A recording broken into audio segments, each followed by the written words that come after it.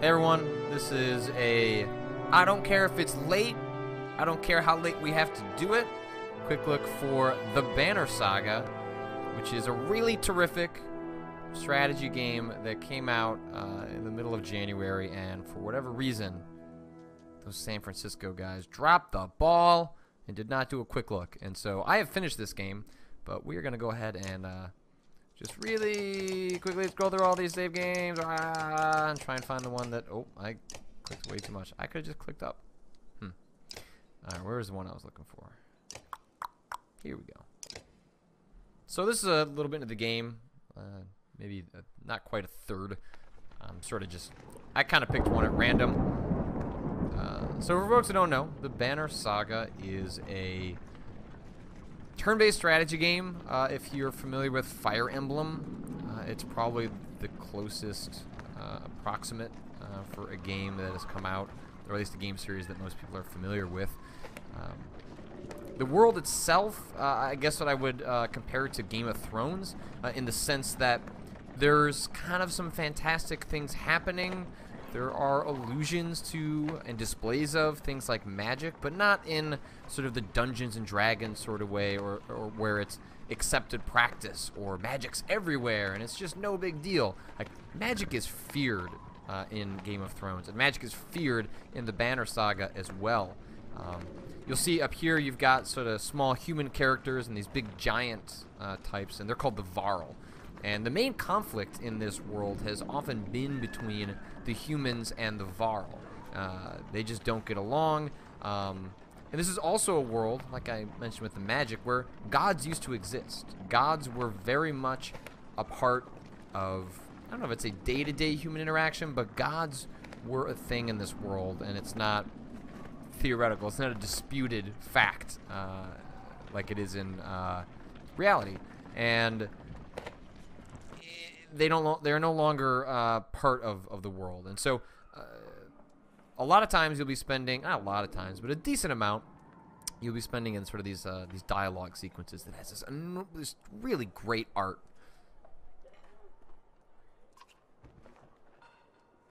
And the game is split up between two different sort of storylines, and they converge at some point later on, but early on, at least for the vast majority of the game, you are splitting your time between the two of them.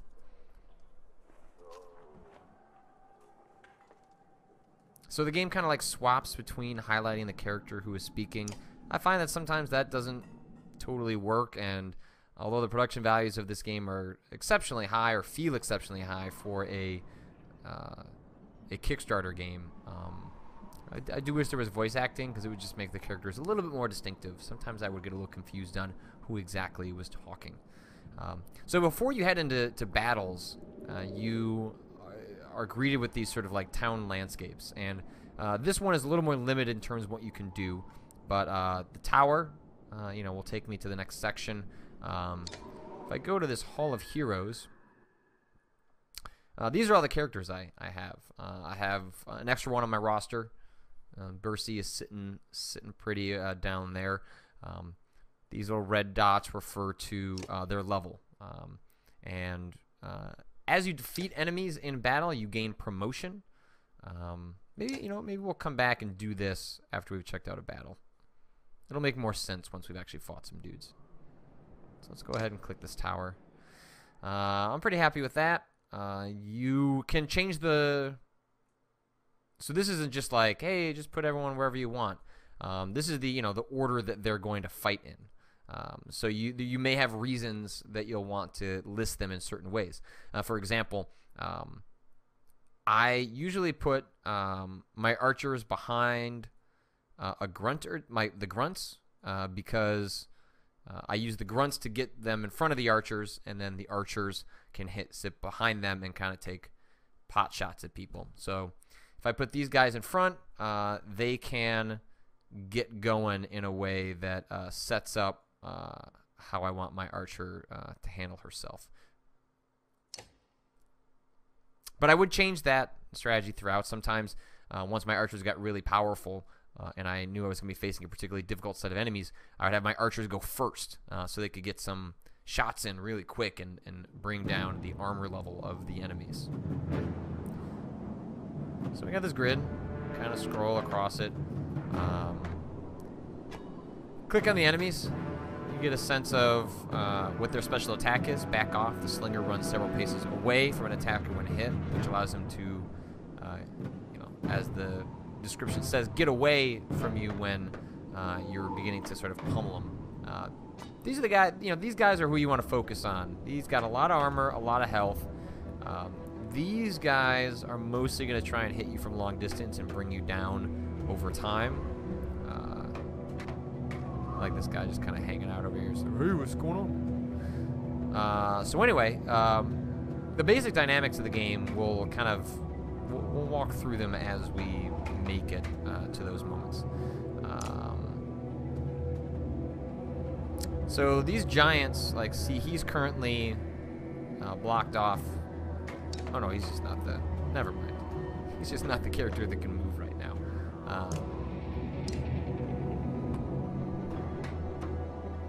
Before we, sorry, I'm completely confused on how I was starting this entire sequence of events. We have not clicked the ready button.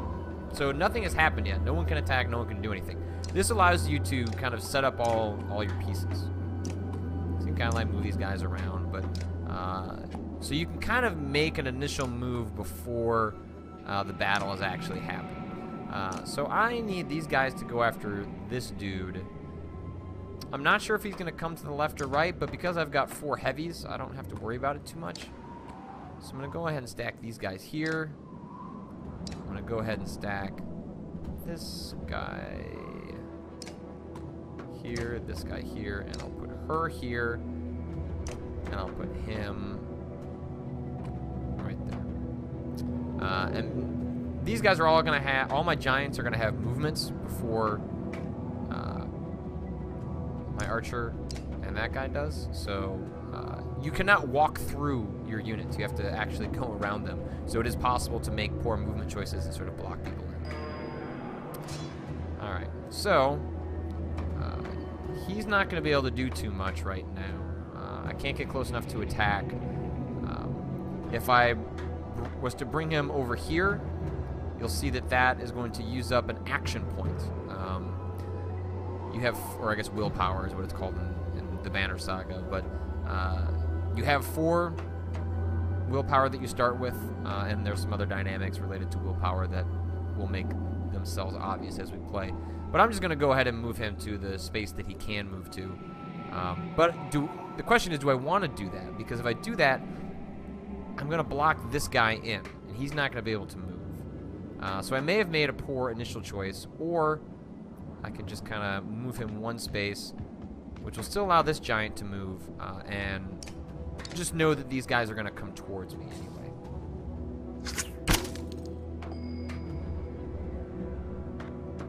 Let's go ahead and move this guy a little closer. I can't do anything with his special moves right now. Alright, so that guy, okay, so that guy is going to come to the right, so he's going the direction we kind of wanted him to. Because we want to have these guys draw him away, because these are my most powerful. They're all kind of even matched, but this is my most powerful guy, and this archer can do some real nasty business. So we're hoping to have these guys draw them away, and then we'll have them flank from the back. So because I don't want to box him in. Well, actually, I think that I'm going to box him in no matter what I do, unless I do this. So we'll go ahead and spend an extra couple of points. That's going to spend a lot of points to get him all the way there. And I have a couple options. So I can attack.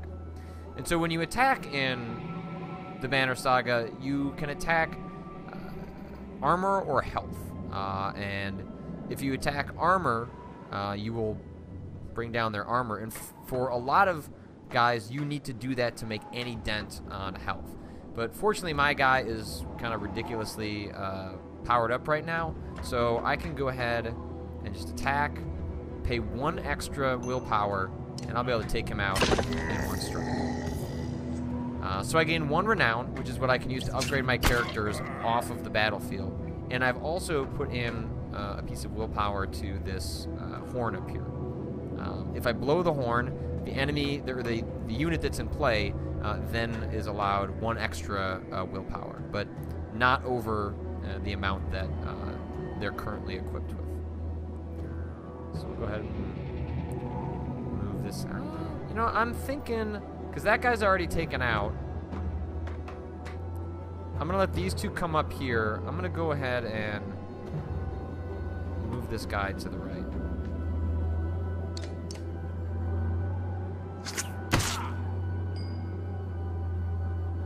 So now she can stand beside here, and she doesn't have a lot of health or armor, so it is to her advantage to not be able to be directly attacked. But I can kind of do it from a distance here. She's got 6 willpower. I mostly want to save it for that guy, but for the sake of this quick look, we'll do what I normally do. But as you can see, if I was to try and attack just health, I would only have an 80% chance of doing 1 hit with his current set of armor, so I definitely want to bring that down. And now, because he's attacked, he's allowed to run away.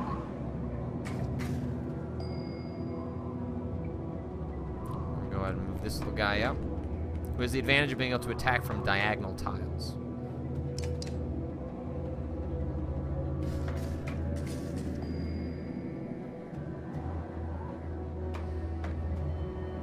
Let's see. So we're going to be a little more aggressive than I would normally be. Each character has a special attack. For his is to taunt an adjacent user, causing them to attack him on the next turn. I don't really want to do that. That's not useful for me right now, so I'm just going to do a normal attack. But if you have a guy that you want to function as your tank, or if you have an enemy that you don't want to fall in battle, that would be a useful technique to employ.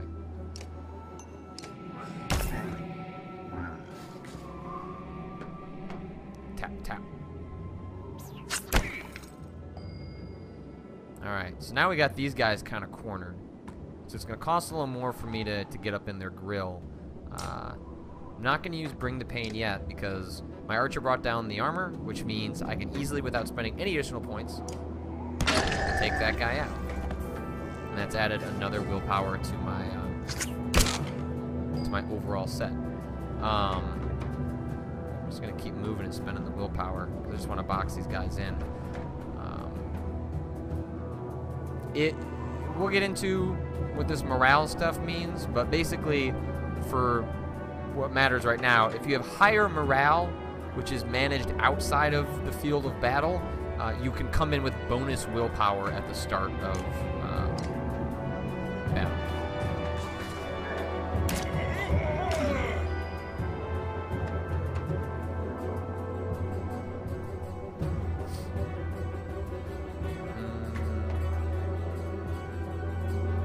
This guy's just not going to end up being a whole lot of use, I don't think. He's just kind of, he's kind of a big lumbering guy. Like, he might be useful if one of my guys goes down, but that seems unlikely right now. So there's no reason for me to get all the way behind this guy, because you can see as you get in range of the enemies, you can tell that you can actually do an attack.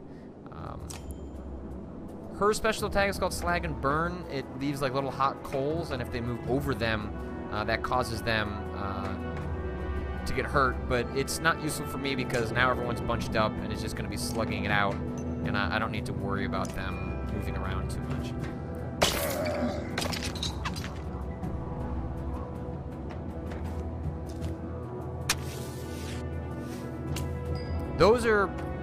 These are pretty nifty attacks on the side of the enemies.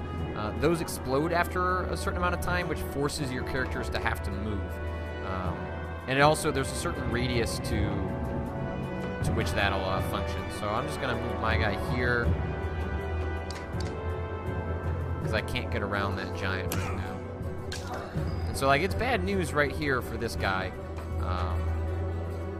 but that's okay. We're gonna move him up here. We're going to keep focusing on the armor, because if I keep doing that, then anyone that gets up there and hits him with a normal attack is going to be in a pretty good shape. But because his health is all the way down, he can barely cause any attacks to this guy.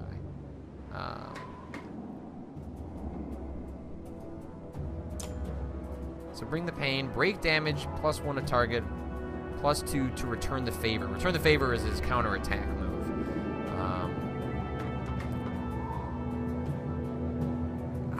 Yeah, he's got a lot of health. So let's go ahead and do that. He's... Oh no, he doesn't have a lot of health. That was the enemy. That's okay. We've got these guys boxed in and we're not going to have much trouble. We'll go ahead and use this extra willpower. Not going to be enough, unfortunately. So we'll just go ahead and knock his armor down.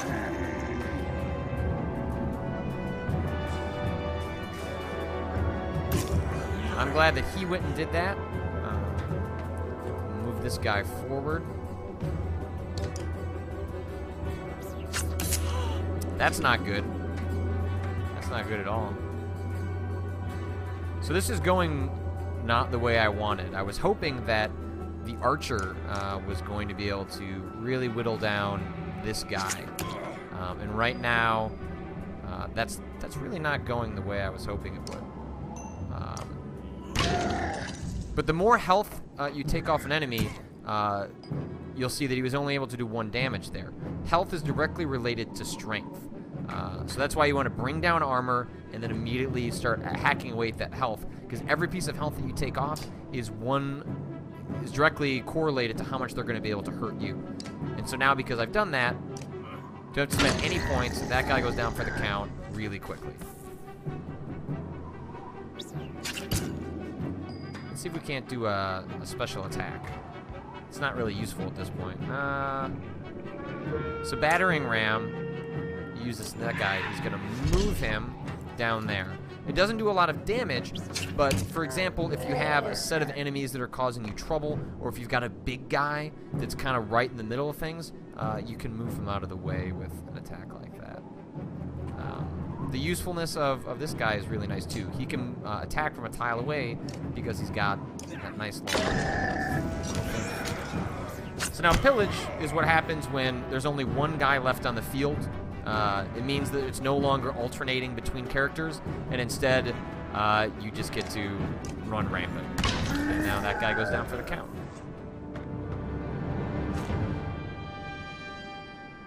So unlike a Fire Emblem or XCOM, when enemies die, they don't go away forever. They just are injured. But there are consequences, so there is an incentive to keep them alive that'll make a little more sense in a second. So the enemies we were fighting there were the Dredge. The humans and Varl were forced to reconcile their ways in order to fight the Dredge, which were, it's a classic story trope of, a greater evil bringing together 2 warring sides.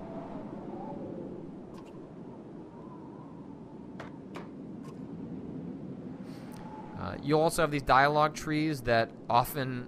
So even though enemies don't die, or your own characters don't die in battle, they will often die during these sequences. And it's unclear to me, because I've only played it once, how often you can go back and not have that happen, but it happens all the time, and people die. God, it seems like once an hour. You lose people quickly, and it feels like you don't have a lot of control over it. So this is a different system that is kind of like the war mode, and they ran the numbers, and we have way more people than the faction that is trying to fight us. So it says, even from here, you can see nervous glances amongst the enemy's ranks. This looks like a good chance to press your advantage. So you have different options. You can charge. Consider taking your trusted allies and leading the charge. This basically means that you're going to be aggressive, go in. It's going to be the hardest battle, but you'll save the most people. You've got formations. And basically, this is like just changing the difficulty level of the battle you're about to go into. But you will save more of the people that are in your troop as a result.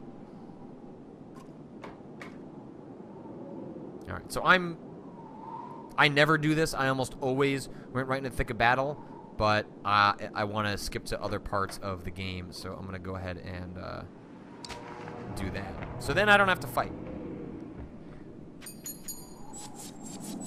But I also didn't get any renown. So you only get renown, which is what you use to upgrade. Oh, I guess you do get some. But you don't get very much. You'd get way more than 3 if you were actually fighting. But then I didn't actually have to get into the battle. Oh, wait, what? Did we lose everyone? I didn't even know that was possible. You have failed. Return to the last checkpoint. Will that be after the battle?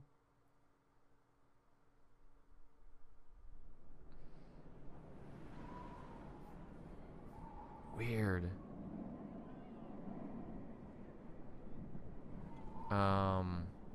Okay, let's see if that didn't work out how it was hoping to. I didn't even know you could do that. Let's try and find something that shows off the other stuff. Okay, so right here. So the other part of the game is this sort of Oregon Trail, where you're going along. We're on day 66. That's how much renown we have. This is how many supplies we have, and there's our morale. You can stop at any time and camp. You got these really beautiful looking camps. The art in this game is just unbelievable. If you jump into the heroes section, so you'll see this is the different storyline. This guy fell down. He just tripped. He hurt his ankle. Hurt himself in the last battle, and so he can always fight in the next battle that we come into, but he'll be -2 strength, which is -2 strength and -2 health. So he's going to be at a disadvantage as soon as the battle starts. But if you want to get him better, either you just hope that as you travel along, it'll be 2 days and he'll be okay, or you can force the issue, and you can go ahead and rest. So I rest for 2 days, but I've also used 2 days of supplies. If I rest long enough, now we have good morale, and that'll give me a willpower boost when I'm actually in the battles. So if I go back to the heroes, you'll see, hey, he's good to go now. You also have all these items you can equip and give you various bonuses for each unit. All of the items can be applied to any unit in the game, but they're mostly set back by their rank.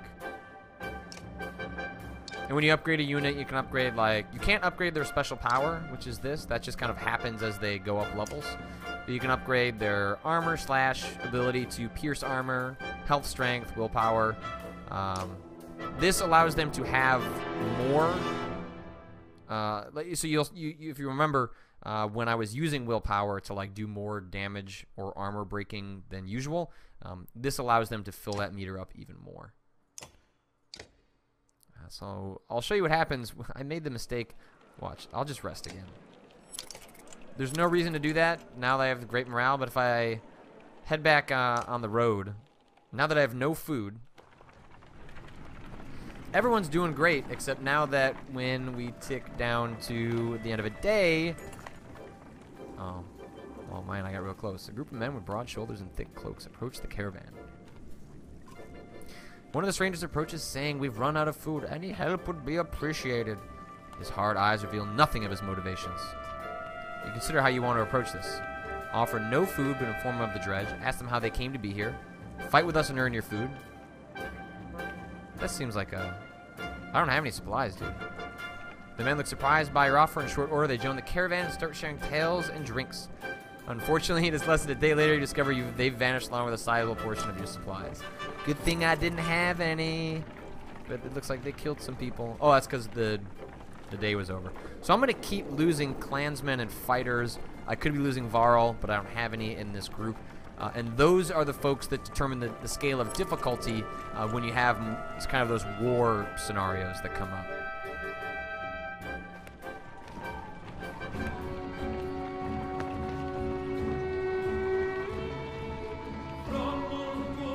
Yeah, these are the various sort of monuments to the gods in Banner Saga. It has some of the best music in the game. The music's done by Austin Wintory. He did the soundtrack to Journey. It's fantastic. Both the soundtrack to Journey and the soundtrack to this. When you come to these locations, there's kind of an achievement for spending a lot of time at them.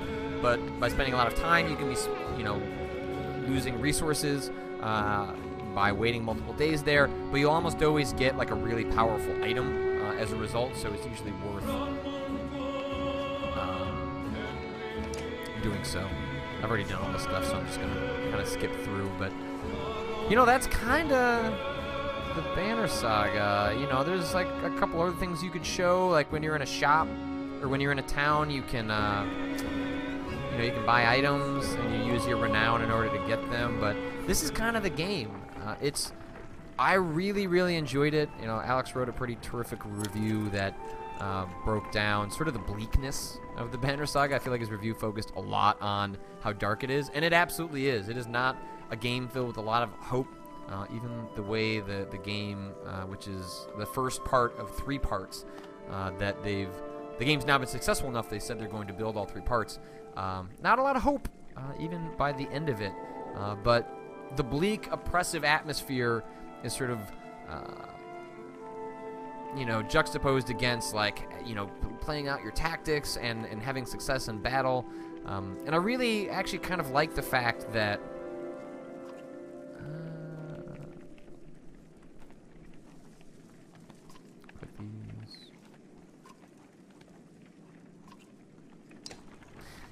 I like the fact that you don't permanently lose units in battle. I think it adds an interesting wrinkle because you have complete control, or at least some control, over the outcome of a battle. But when you're just in a series of dialogues and you don't know how that's going to play out, and then someone that you really like and spends a lot of time leveling up suddenly dies, being powerless about that is really difficult, and I definitely wanted to reload a save once or twice, but I always tried to live with my choices. I'm being a real jerk. I'm just abandoning people and not helping them out, but that's the Banner Saga. It is available now, I believe, on PC and Mac, but it is a really fun strategy game. If you enjoyed XCOM, if you enjoyed Fire Emblem, you know, I have some problems with the tactical depth of the Banner Saga, but I think it's a really, really great start to this series, and I can't wait to see where they go next. But that's the Banner Saga, and it is definitely out now. It has been out for a couple of weeks, but yeah, maybe go check it out. It's pretty good.